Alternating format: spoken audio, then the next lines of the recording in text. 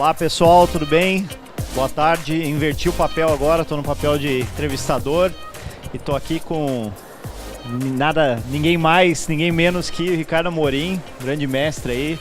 Ricardo, antes de tudo, obrigado, cara, você é correria maluca, você acabou de pousar aqui em Floripa, vai fazer uma palestra daqui a pouco e já está saindo correndo, então obrigado aí por ter esse tempinho com a gente, prestigiar tanto o Summit quanto essa entrevista nossa aqui. Poxa, Eric, a honra é minha em estar aqui, poder voltar ao Summit, ficar chocado com o que o Summit, ele já era grande, mas ficar chocado com o que ele se tornou.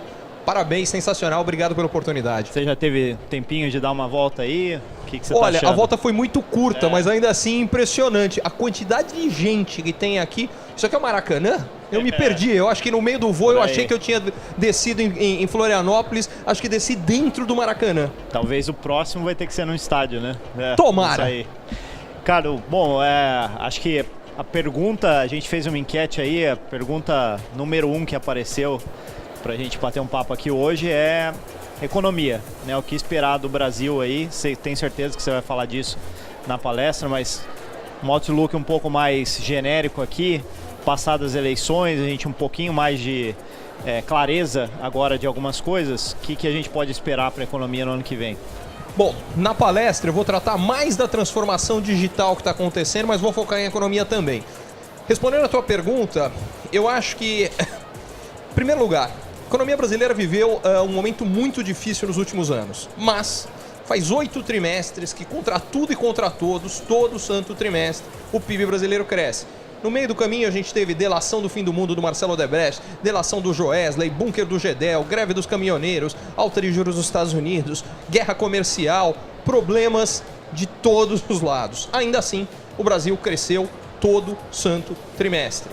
E o mais importante, nos últimos meses ela vinha acelerando, já antes das eleições com toda a incerteza eleitoral.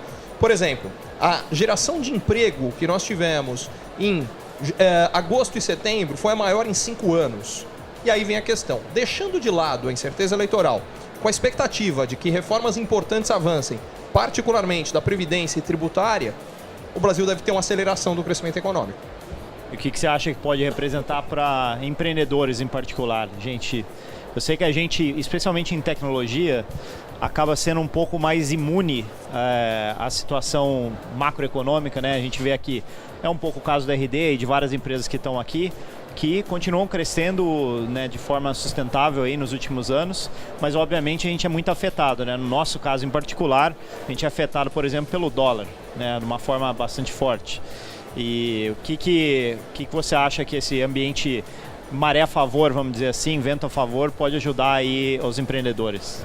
Eu acho que você contextualizou muito bem a pergunta, que de fato, para empresas muito grandes, o desempenho da economia é absolutamente fundamental para o desempenho que a própria empresa pode ter, porque ela não consegue crescer a sua participação de mercado de forma significativa.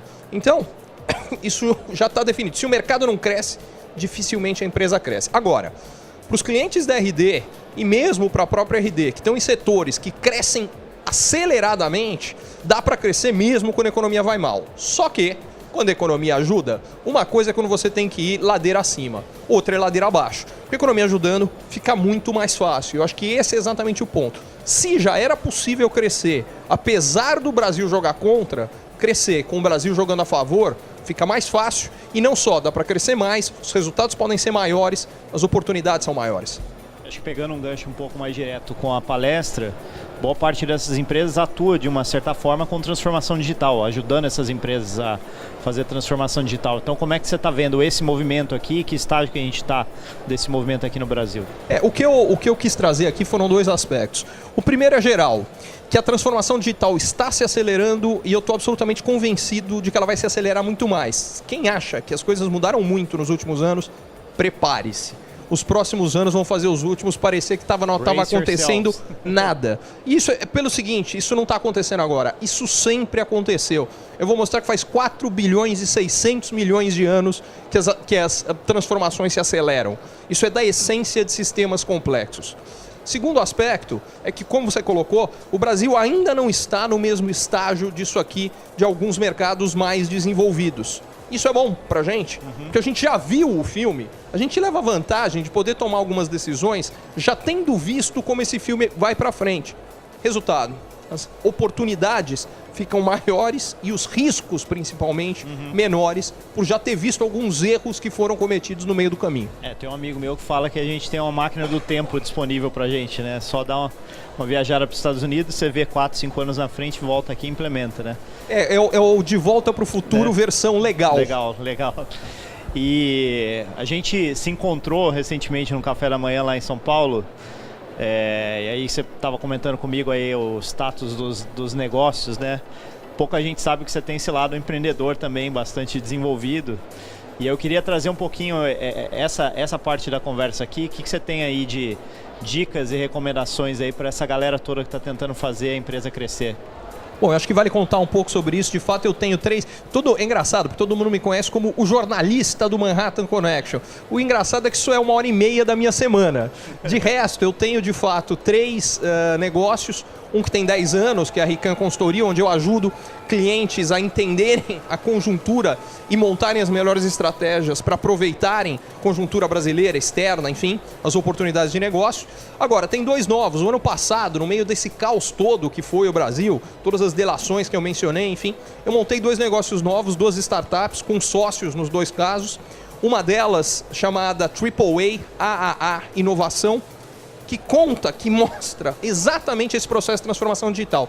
A nossa ideia é, a partir daí, fomentar a inovação, trazendo cases de inovação do mundo inteiro para que o pessoal no Brasil possa ver esse filme 3, 4, 5 anos na frente e, baseado nisso, tomar decisões que ajudem a acelerar o desenvolvimento brasileiro. A segunda... Tem uma aguinha aqui para o Ricardo para ajudar. Desculpa, gente, por essa tosse chata. Tranquilo, isso é informal aqui o esquema. É isso aí. Mas a segunda, chamada Smart Trips, tem como objetivo disseminar pensamento e ações com cabeça de dono. Um dos grandes problemas das empresas é que grande parte dos empregados age como se o dinheiro nascesse em árvore, porque o dinheiro não é dele mesmo, então o cara não está de fato comprometido. Nosso objetivo é mudar isso. Então como é que a gente faz isso?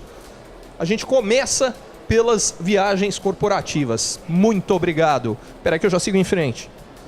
Bom, aproveitando só, comentando algo rápido do AAA, acho que é um trend muito forte que a gente está vendo também de educação online, né? Esse processo que, em transformação digital em específico, as universidades também não chegaram lá. Esse processo de educação mais formal ainda não chegou lá, né? E a gente tem aqui do lado um stand aqui, que é da RD University, que é uma iniciativa que nós fizemos ou tivemos que fazer para ajudar a formar profissionais aqui desse mercado. Gente que trabalha com inbound marketing, com vendas, com customer success. Eu acho que o AAA vai nessa direção também. Exatamente, é para cobrir o mesmo gap. Na realidade, o que acontece é que, na minha opinião, isso é um problema mundial. A educação não se adaptou para a velocidade das mudanças que a sociedade, que os modelos de negócio tiveram. Esse é o primeiro problema. No Brasil, a gente tem um problema adicional, que é a educação, mesmo tradicional, em geral é ruim. Então, a gente precisa resolver esse problema. Não adianta só reclamar, a gente precisa resolver. E parte da solução de resolvê-lo é exatamente iniciativas educacionais. E tem um ponto importante. Infelizmente, no caso das escolas e das universidades, o currículo do MEC é tão engessado que é muito difícil você resolver esse problema lá dentro. E é daí que vem a iniciativa do AAA, a de vocês, de resolver. É uma pena, porque a gente está remendando depois o que deveria ter sido feito antes. Mas enfim, é o que dá para fazer, é o que a gente tem que fazer.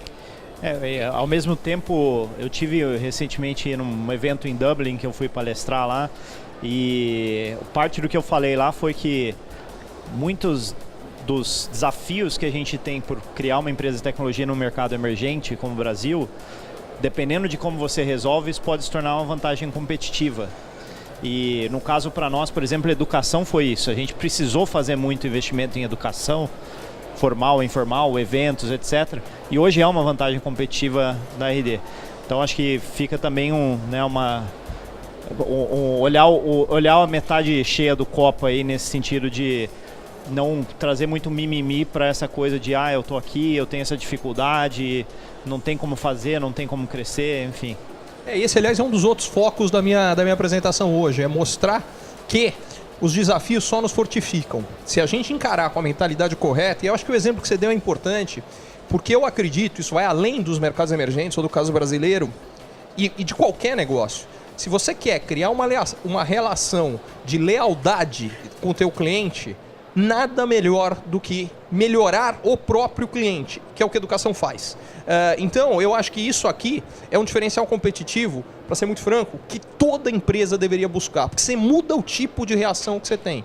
E esse cara passa, além de ser um cliente seu, de ser o primeiro cara que vai fazer a sua propaganda. Isso aqui, gente, é a propaganda mais verdadeira e melhor que pode ser feita de qualquer negócio. Perfeito. Sem querer, você fez um link com uma parte muito importante da minha palestra ontem, que foi essa mudança um pouco sistêmica até, de como as empresas estavam muito focadas naquela parte inicial do processo de aquisição de cliente, marketing, vendas, e hoje as melhores empresas do mundo, elas são empresas que trabalham muito bem essa jornada do cliente, entendendo que marketing e vendas é importante, mas é só o começo dessa relação, né, que tem que ser duradoura, estável com porque no final das contas, as vendas são consequência de tudo isso que você construiu. E o problema é que várias empresas estão focadas na consequência, mas não na razão que torna a consequência possível. E elas às vezes conseguem, quando o processo de vendas é bem feito, até acelerar esse processo de vendas naquele momento. Mas ele não cria um processo sustentável de longo prazo de crescimento acelerado. Isso só acontece quando você está pegando todo o processo do que a gente pode chamar desse funil de vendas, e até antes do cliente chegar lá, você de fato fortalecer a relação em todos os níveis. E o único instrumento que funciona para todos os níveis do funil é educação. É entregar algo que você está dando extremamente valioso e que, no fundo, você não está cobrando diretamente ali, mas você está gerando uma relação melhor que possibilita isso tudo. Perfeito, assina embaixo disso aí. Pra gente fechar essa entrevista aqui, pergunta mais polêmica do dia: Palmeiras já é campeão brasileiro? Pergunta fácil, esse brasileiro é nosso. Eu espero que você esteja perguntando o brasileiro do ano que vem, porque o desse ano já tá ganho.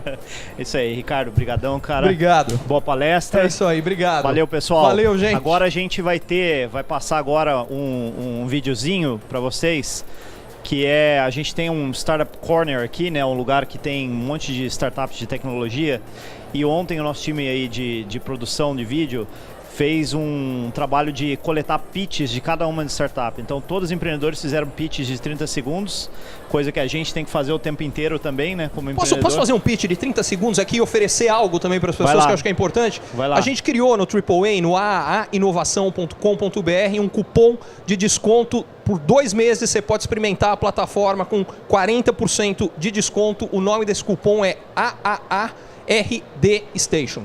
Confere lá. Show de bola. Então confiram os vídeos aí. Valeu, pessoal.